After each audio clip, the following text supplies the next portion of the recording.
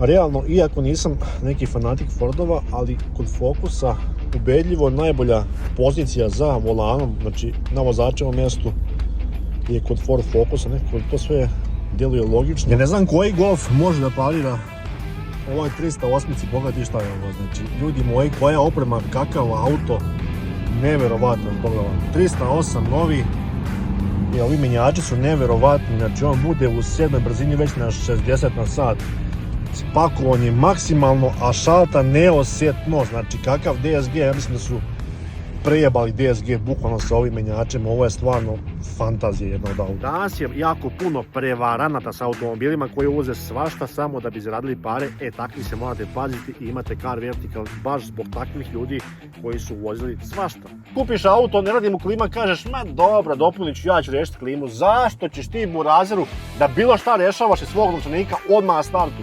Daješ mu elana da uvozi takve aute i da ti sutra opet proda auto koji nije u redu.